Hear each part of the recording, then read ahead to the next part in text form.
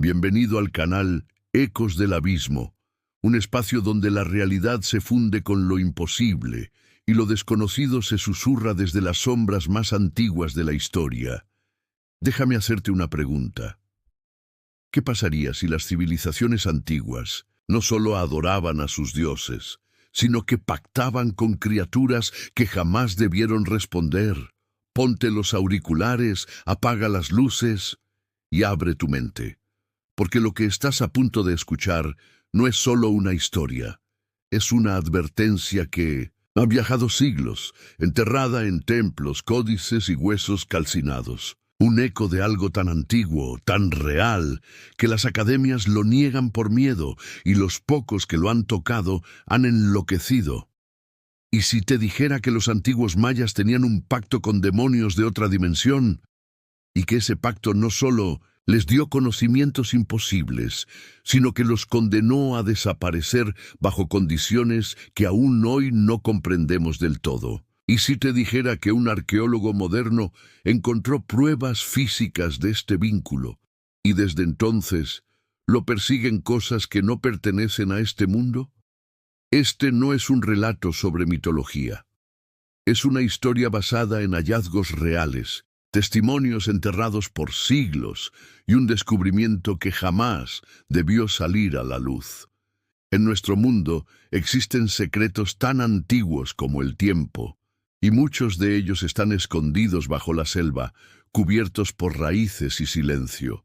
Solo algunos pocos se atreven a desenterrarlos, pero hay un precio. En este relato exploraremos lo que ocurre cuando un arqueólogo, movido por la pasión y la obsesión, encuentra la evidencia definitiva de que el tiempo no ha borrado del todo la oscuridad ancestral, y que lo que los mayas intentaron encerrar entre dimensiones aún aguarda. Antes de comenzar, dime en los comentarios: yo también escuché los susurros en la piedra. Porque si comentas eso, ayudarás a que más almas curiosas como la tuya descubran este relato maldito. Y no olvides dejar tu like, porque así le estás diciendo a YouTube que este tipo de historias merecen ser contadas, que lo oculto aún debe ser revelado. Ahora sí, prepárate para escuchar un testimonio que podría cambiar lo que crees saber sobre nuestra historia. Porque a veces lo que nos enseñan como mitos son solo verdades olvidadas. La historia comienza con Adrián Luján, un arqueólogo mexicano de 43 años, reputado en el mundo académico por su trabajo en epigrafía maya. Hombre metódico, escéptico por naturaleza, con una fe casi religiosa en la lógica y la evidencia tangible. Su vida cambió cuando en el año 2021 recibió una carta con el sello de una comunidad indígena del sur de Chiapas, donde se mencionaba el hallazgo de una piedra que respira, enterrada dentro de una cueva que los habitantes locales evitaban desde hacía generaciones. Al principio lo consideró un mito más, otra superstición indígena envuelta en simbolismo, pero había algo en aquella carta. Una foto granulada de una losa negra, triangular, cubierta de glifos que no coincidían con ningún sistema conocido. Ni maya clásico, ni tolteca, ni zapoteca, nada. Era como si alguien o algo hubiera imitado el estilo maya, pero con patrones que se torcían y fluían como si fueran orgánicos, como si estuvieran vivos. Impulsado por la curiosidad y en parte por su ambición de encontrar algo que lo inmortalizara dentro de la historia de la arqueología, Adrián organizó una expedición con un equipo reducido. 3 estudiantes de posgrado, un guía local llamado Tomás y un anciano chamán tzeltal, que desde el inicio se negó a acercarse a la cueva, limitándose a advertir: la piedra no respira. Lo que respira está detrás.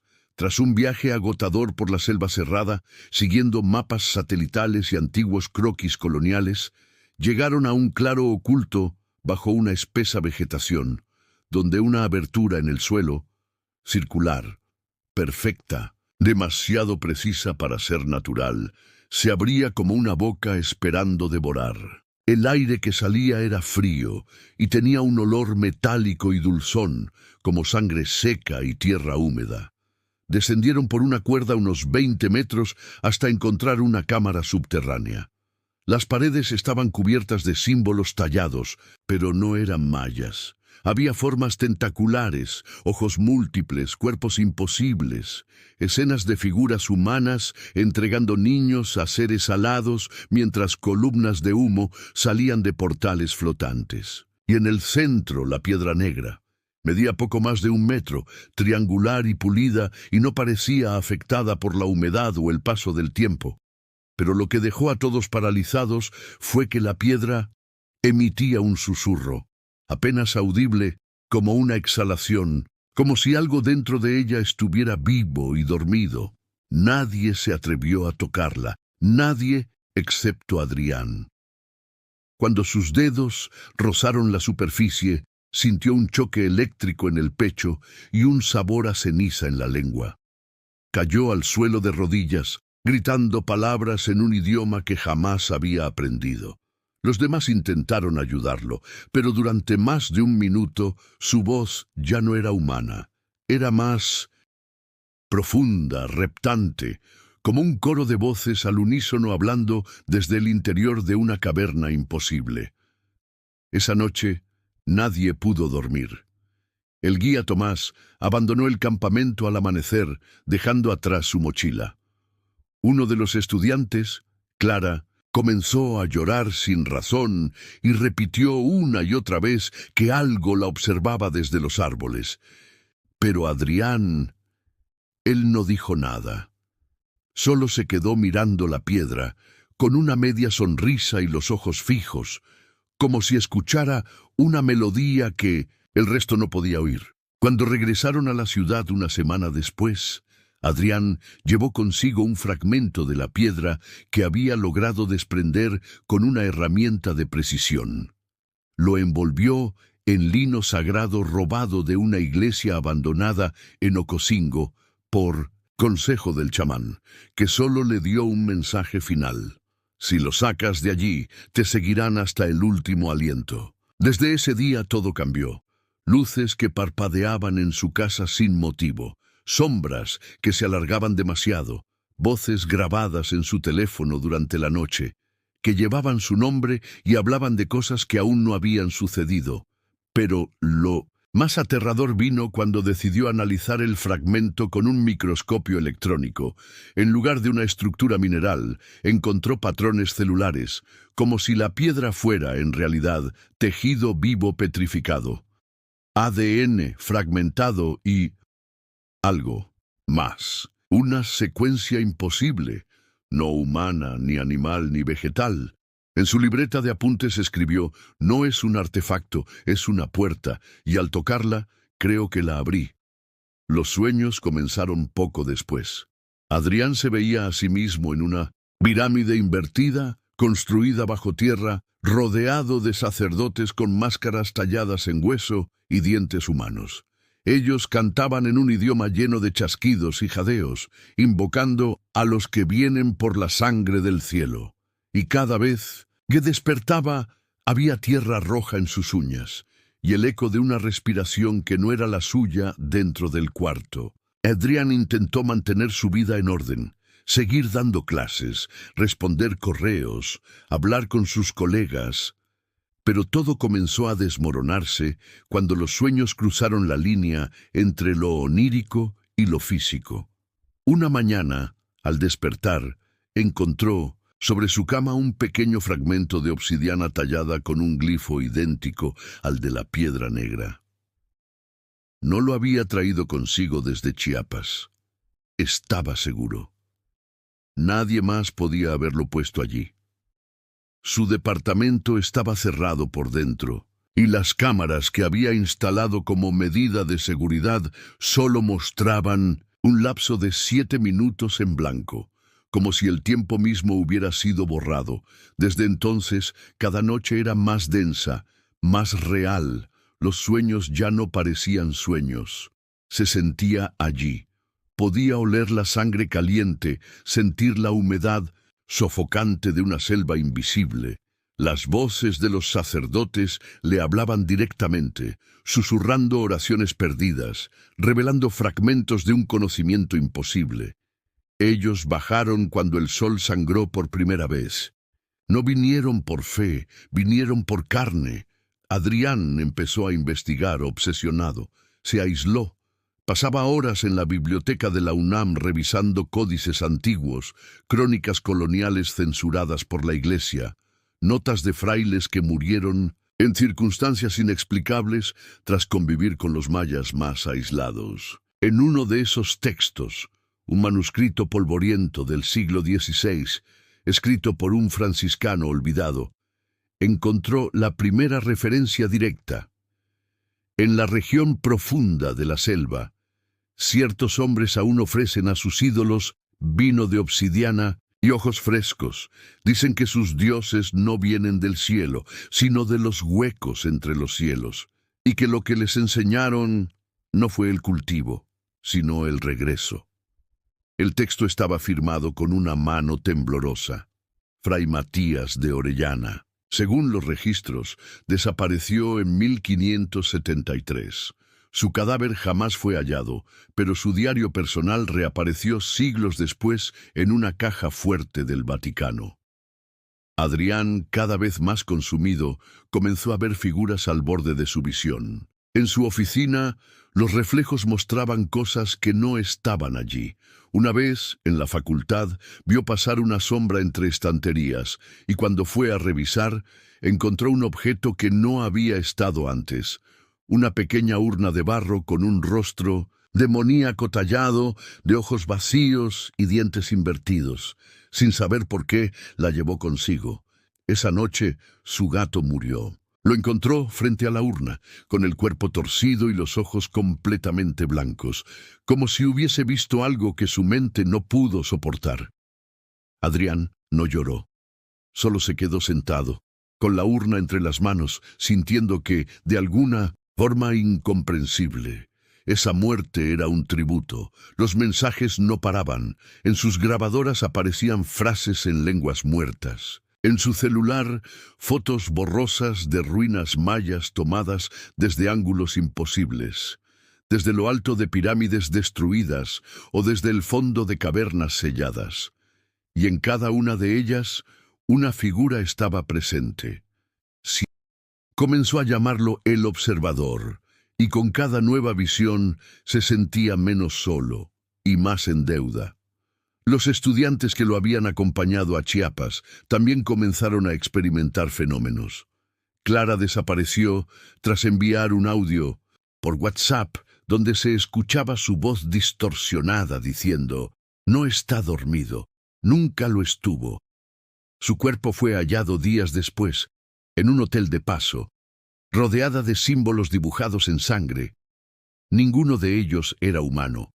El segundo, Nicolás, se suicidó lanzándose desde el tercer piso del Instituto Nacional de Antropología. Dejó una nota con una sola frase: «El umbral está abierto».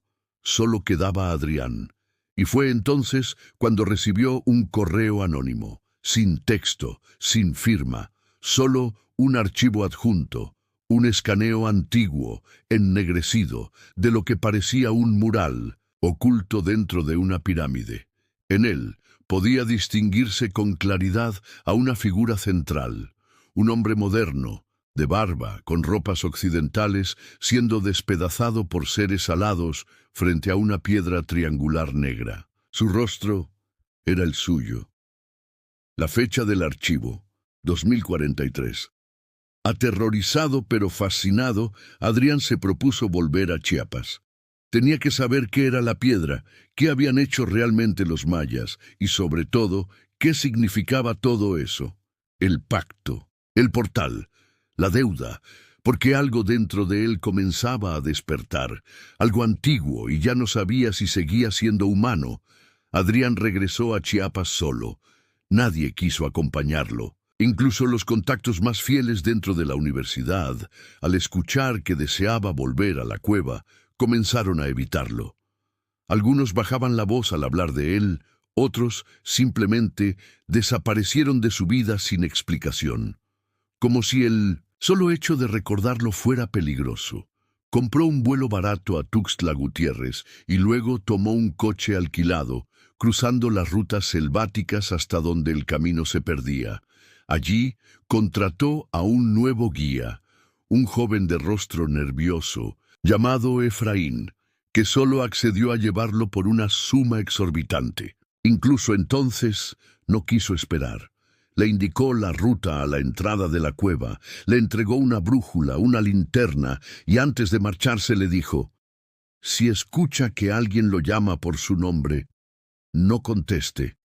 Adrián caminó durante horas, bajo un cielo que parecía más denso, más opaco que en su última visita.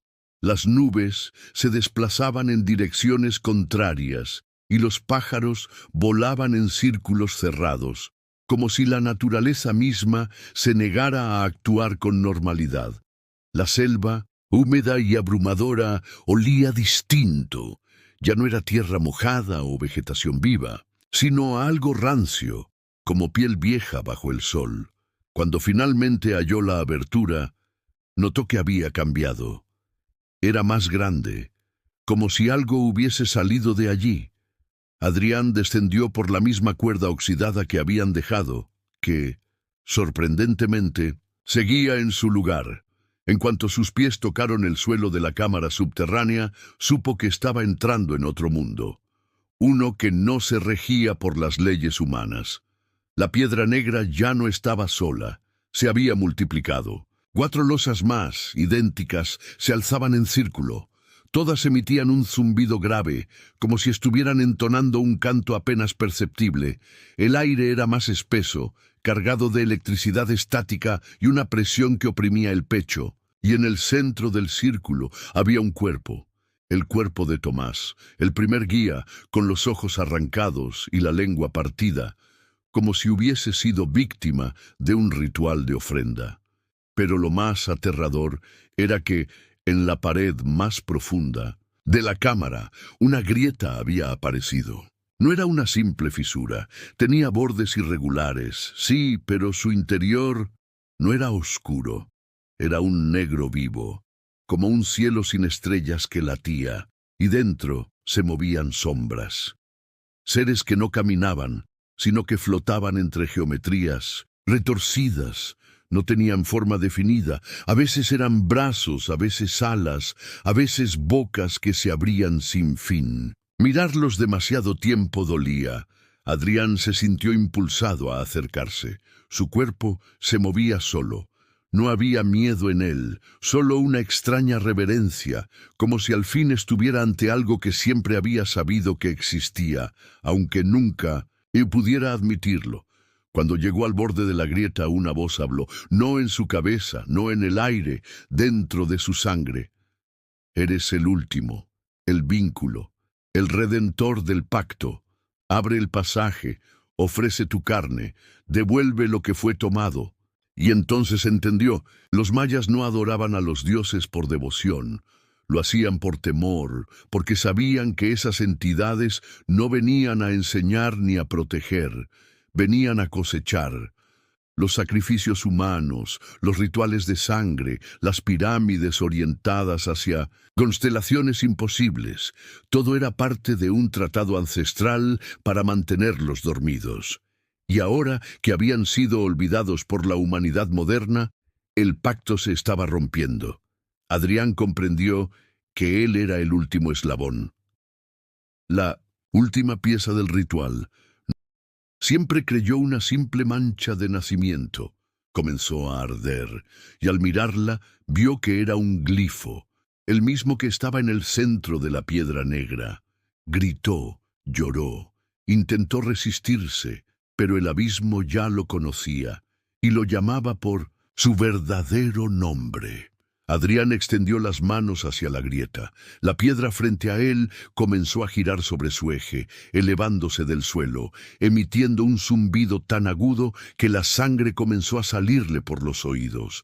La grieta se abrió, más una luz púrpura, antinatural, estalló en la cámara, y entonces vio al primero de ellos salir. Medía casi 3 metros, sin ojos, sin boca, pero con una corona de huesos flotando sobre su cabeza. Su piel era líquida, como humo atrapado en una membrana. Sus extremidades se movían como si desafiara el tiempo, y no caminaba. Se deslizaba dentro del aire. Lo miró directamente, aunque no tenía ojos, y en ese instante Adrián sintió el pasado, el presente y el futuro comprimirse en un solo segundo de agonía. Cayó al suelo, vomitando sangre, con los ojos invertidos y la mente al borde del colapso, pero la criatura solo habló. «Uno ha vuelto, pronto seremos todos», y luego desapareció dentro del mundo. La grieta no se cerró, y algo más la siguió. Adrián despertó a varios kilómetros de la cueva, con el cuerpo cubierto de cortes superficiales y tierra húmeda adherida a la piel. No recordaba cómo había salido, ni cuánto tiempo había pasado desde que cruzó el umbral. Pero una cosa era clara, ya no estaba solo en su cuerpo. Los días siguientes fueron una sucesión de ausencias. Momentos en los que despertaba en lugares distintos a donde se había dormido. Veces en las que hablaba idiomas que no conocía. Una noche se grabó dormido, y lo que captó en el video lo dejó al borde de la locura. Durante casi una hora, su cuerpo permaneció sentado, con los ojos completamente abiertos, sin pestañear, repitiendo en voz baja una frase en maya antiguo, que luego traduciría como «que las puertas giren, que los que fueron sellados caminen de nuevo sobre el polvo de los hombres». En la esquina del video, por unos segundos, una figura apareció. No era visible a simple vista. Solo al pausar, cuadro por cuadro, pudo verse con claridad. Una silueta, alta translúcida, con dedos excesivamente largos, flotando detrás de él. No tenía rostro, solo una grieta vertical donde debería estar su cabeza, de donde goteaba oscuridad. Adrián ya no podía distinguir el día de la noche. Su reflejo, en los espejos, lo miraba un segundo más de lo normal. Las voces regresaban. Algunas le hablaban con familiaridad como viejos amigos. Otras lo amenazaban, exigiendo más sangre, más puertas abiertas. Volvió a la Ciudad de México, pero su departamento había sido saqueado, clausurado por la policía. En el expediente encontró notas de sus vecinos. Escuchaban gritos de madrugada. Olores nauseabundos venían desde dentro. Veíamos sombras moviéndose incluso cuando él no estaba. Uno escribió: «Ese hombre ya no es un hombre, es una grieta con piel». Desesperado, buscó respuestas. Se puso en contacto con una experta en arqueología prohibida, una mujer enigmática llamada Inés Guerra, quien había sido expulsada de la UNAM por afirmar que los códices mayas censurados por la Iglesia no hablaban de mitología, sino de cosmología interdimensional. Inés lo recibió en su casa, una especie de búnker forrado de símbolos protectores, donde cada ventana tenía un espejo frente a ella y cada puerta estaba sellada con hilo rojo. «Te abriste, Adrián», le dijo ella, apenas lo vio. «Te abriste y ahora eres un faro». «¿Un faro?» «Sí, eres visible desde donde ellos habitan y les gusta la carne que recuerda». Inés le explicó que los mayas habían descubierto, mucho antes que cualquier otra civilización, que la realidad no es un plano sólido, sino una red de capas superpuestas, y en una de esas capas más profundas viven entidades que no entienden la vida como nosotros. Para ellos, el tiempo es alimento, el sufrimiento un idioma, la muerte una puerta. «Los antiguos no les rezaban, Adrián», susurró Inés. «Les suplicaban que durmieran». Le mostró un mapa de puntos de energía que cruzaban Mesoamérica, con epicentros en ciertas pirámides que coincidían con las estrellas ausentes en ciertas noches. «Las estrellas que faltan son las que ellos devoraron», dijo Inés, y él no pudo contradecirla. Lo sabía, lo sentía, Pero lo peor fue cuando Inés lo obligó a mirarse en un espejo ritual, una especie de obsidiana pulida bañada en cenizas. Allí vio su reflejo real. No tenía rostro humano. Su cabeza era una grieta, sus ojos vacíos, y su cuerpo parecía estar cubierto por piel prestada. «Ya comenzaste a cambiar», dijo ella, mientras lo rociaba con humo de copal. «Y no sé si hay forma de detenerlo». Esa noche, los sellos de la casa de Inés se rompieron. Puente. Y entonces el mundo comenzó a temblar. No un terremoto, sino una vibración que solo él podía sentir, como si el universo mismo se estuviera tensando, como si algo, del otro lado, estuviera empujando. Adrián huyó, pero cada lugar al que iba, las cosas empeoraban. Las luces parpadeaban, las radios se encendían solas y transmitían cantos que nadie más reconocía. Empezó a escribir compulsivamente símbolos que no conocía. Veía rostros en las manchas del piso, y todos ellos le sonreían. Una noche despertó en un hospital. Había sido encontrado caminando desnudo por la carretera, cubierto de ceniza, repitiendo una sola palabra: Ajkin. Cuando una enfermera preguntó qué significaba, él respondió: el que trae el sol o el que lo apaga, depende de a quién despierte primero. Porque Adrián ya no estaba luchando contra ellos, los estaba llamando. A partir de su internamiento, Adrián dejó de hablar. Su mente se desplazaba entre planos y sus ojos ya no miraban el mundo como lo conocía. Los médicos lo diagnosticaron con un brote psicótico severo, pero ninguno pudo explicar por qué todos los relojes del hospital se detenían cuando él abría los ojos. Los pasillos se oscurecían al pasar cerca. Las cámaras de vigilancia mostraban fragmentos distorsionados donde, por breves momentos, una figura más caminaba a su lado, flotando en silencio, con un halo de distorsión que interfería la imagen. Una noche, una enfermera desapareció. Otra fue hallada muerta con la boca desfigurada, como si algo la hubiera abierto desde dentro. En su garganta encontraron un pequeño símbolo tallado en hueso, el mismo que Adrián había dibujado cientos de veces sin saber por qué. El hospital fue evacuado. Adrián desapareció. Las autoridades no hallaron rastros de él. Las puertas de su habitación seguían cerradas por dentro, y en su cama solo quedaba una frase escrita con sangre: los que duermen han despertado, y su hambre no entiende de tiempo. A partir de ese momento la ciudad cambió. Primero fueron los ruidos, zumbidos que surgían de la nada, como si se filtraran desde el subsuelo. Luego, sombras sin origen recorrían los techos al anochecer. Algunos afirmaban ver a un hombre, encapuchado, que los miraba desde las esquinas, siempre estático, sin rostro, solo con una mano extendida hacia ellos. Luego comenzaron las desapariciones. Niños que hablaban en sueños en lenguas muertas, ancianos que se ahogaban con tierra negra al dormir, sacerdotes que eran encontrados crucificados al revés dentro de sus iglesias, con los ojos reemplazados por piedras talladas con glifos. Y cada evento tenía un patrón. Todos habían tenido algún contacto, directo o indirecto, con el pacto. Códices, símbolos, piezas robadas de templos mayas. Era como si el conocimiento en sí mismo fuera una llave, y cada uno que lo poseía, una puerta más abierta. Mientras tanto, Adrián seguía viajando.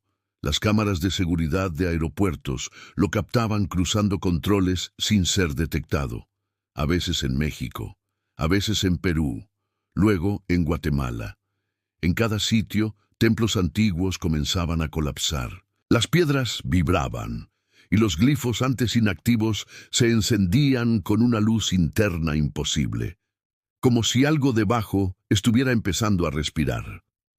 En las ruinas de Copán, en Honduras, un grupo de turistas reportó haber visto a un hombre solitario, de pie frente a la Estela 63, una de las más antiguas del sitio. Lo vieron extender las manos y luego la tierra tembló por casi un minuto.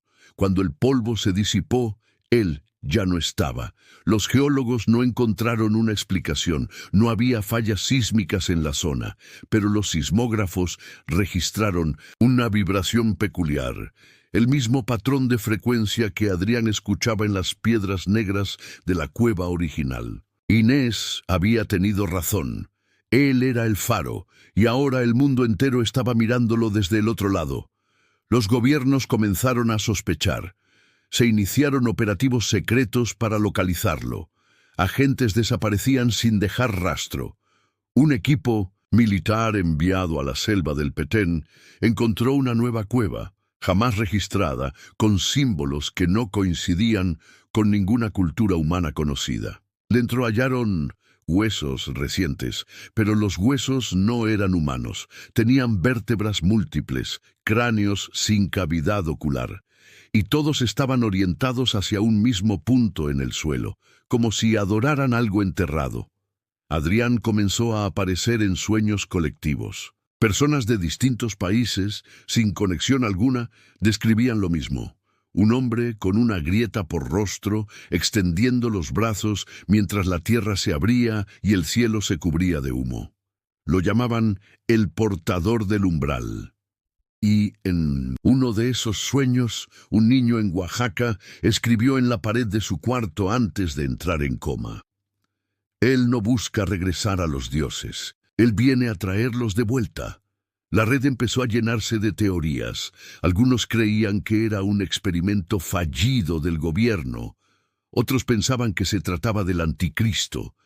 Pero los verdaderos iniciados, los códices antiguos y descifraban los glifos prohibidos, sabían lo que estaba pasando. Adrián no era un hombre ya, era un canal, una grieta consciente, y a través de él el mundo se estaba deshilando. Se reportaron fenómenos extraños en todo el globo: estatuas llorando sangre, animales caminando en círculos durante horas, personas entrando en trances y repitiendo un solo canto. Ash kin ayau kuhul, la piedra abre, la sangre habla. La frontera entre dimensiones era cada vez más delgada, y la grieta no era solo espiritual. En lo profundo del sur de México, las placas tectónicas comenzaron a separarse, revelando una cavidad sin fin, un abismo sin fondo, de donde emergían cantos que no se podían grabar, porque las grabadoras simplemente explotaban. Los mayas no estaban equivocados, no eran supersticiones, no eran dioses, eran huéspedes, y el anfitrión, finalmente, estaba listo. El mundo ya no era como antes. Aunque los medios intentaban disfrazar los sucesos con explicaciones científicas, los más sensibles sabían que algo antiguo, arcano y profundamente equivocado se había activado. Las noches eran más largas, como si la tierra girara más lentamente. Las estrellas titilaban de forma errática, y en algunas regiones del sur de México el cielo simplemente no estaba. Un vacío oscuro y sin forma ocupaba su lugar. La grieta abierta en el sur, el abismo descubierto entre las placas tectónicas, no dejaba de crecer. Los geólogos y científicos enviados a estudiarlo no regresaban, o lo hacían con la mirada completamente perdida, sin ser capaces de articular una palabra. Algunos se suicidaban al poco tiempo. Otros comenzaron a hablar en lenguas muertas, o en un idioma que jamás había sido registrado por oído humano alguno. Adrián fue visto por última vez en Chiapas, caminando hacia la entrada del abismo con el torso desnudo, cubierto de símbolos grabados en su propia carne. No parecía caminar, sino deslizarse, como si ya no pesara. Tras él lo seguían cientos de personas, muchos de ellos indígenas ancianos, descendientes de los últimos linajes mayas. Algunos lo hacían con los ojos cerrados, como en trance. Otros portaban huesos, cenizas, ofrendas. Todos lo llamaban con un solo nombre, Aj-Kin, el sacerdote del sol, el que trae la luz final, o la sombra perpetua. Mientras descendía al abismo, las piedras cantaban. Un canto bajo, subterráneo, parecido a un murmullo en miles de voces que vibraban desde lo más profundo del planeta. No había viento, pero los árboles se inclinaban hacia él. No había fuego, pero el aire ardía. En las ciudades comenzaron los colapsos, no en edificios, sino en la mente colectiva. Personas que jamás se habían conocido empezaron a tener las mismas pesadillas. Una ciudad enterrada, más antigua que cualquier civilización humana, cubierta de símbolos que parecían moverse por sí solos. Una figura en el centro, hecha de grietas, que abría los brazos y susurraba: «No hay infierno, solo habitaciones cerradas donde ustedes no sabían mirar». Algunos de esos soñadores despertaban ciegos, otros no despertaban jamás, y otros comenzaban a sangrar por los ojos mientras dibujaban mapas. Los mapas indicaban una dirección, una coordenada precisa, el abismo. Pero no era solo físico. El verdadero umbral se estaba abriendo en otro nivel, en la conciencia colectiva, en las fracturas del alma humana. Porque cada miedo profundo, cada trauma, cada recuerdo no resuelto era una grieta. Y Adrián era el martillo. El día del solsticio, un eclipse total cubrió la tierra. No estaba previsto por ningún astrónomo. Las estaciones dejaron de comportarse con lógica. El mar retrocedió en las costas del Pacífico como si algo gigantesco estuviera a punto de emerger. Y entonces, desde el fondo del abismo, salió una voz tan antigua que no podía ser interpretada con palabras, sino con sensaciones, miedo, pérdida, hambre, una memoria que no pertenecía a la humanidad, pero que vivía en ella desde 1900, antes de su nacimiento, y Adrián respondió, no con la voz, sino con el cuerpo, porque él ya no era un arqueólogo, ya no era siquiera humano, era un portal viviente, un umbral en forma de hombre. Su piel se desgarró con lentitud, y de dentro no salió sangre, salió oscuridad líquida, salieron manos que no eran manos, y ojos que no parpadeaban. Desde su interior emergió una silueta, no exactamente física, pero tan presente como el dolor. Una figura que al tocar el suelo lo hizo podrirse. A su paso, el mundo se descosía. Los presentes comenzaron a arder sin fuego. Otros levitaban con los huesos retorciéndose, cantando en lenguas prohibidas. Uno gritó antes de morir: no era un portal, era una ofrenda. Los códices no mentían. Los mayas no los adoraban, los encerraban. El pacto había sido de los mapas. Las memorias colectivas se fragmentaron. Algunos días ya no existían, y ciertos nombres fueron borrados de todos los libros, como si jamás hubieran vivido, como si hubieran sido devorados por la historia misma.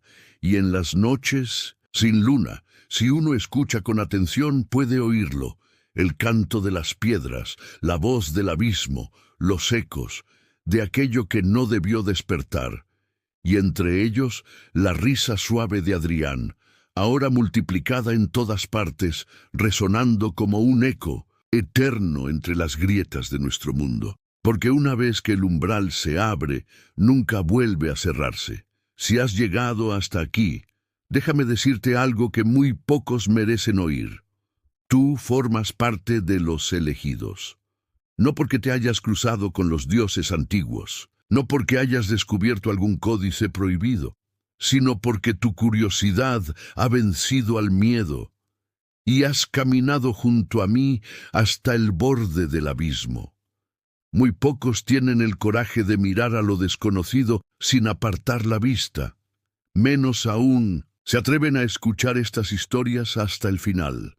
Tú lo hiciste, y por eso ahora formas parte de los que saben que bajo nuestros pies Se agitan cosas que jamás debieron ser despertadas. Porque el relato que acabas de escuchar no es solo una historia de terror arqueológico o un delirio esotérico envuelto en simbolismos antiguos. Es un susurro, un eco de algo más, una advertencia. El pacto entre los antiguos mayas y las entidades extradimensionales puede sonar a leyenda, a mito extirpado de la selva. Pero en cada rincón del mundo hay señales. En cada cultura antigua se repite la misma idea bajo distintos nombres. Puertas que no deben abrirse, entidades que aguardan, pactos sellados con sangre y olvidados por la historia. Y quizá, quizá, esta historia no sea ficción. Quizá hay alguien como Adrián leyendo códices prohibidos en algún lugar, sintiéndose cada noche un poco más vacío, escuchando cosas que nadie más puede oír.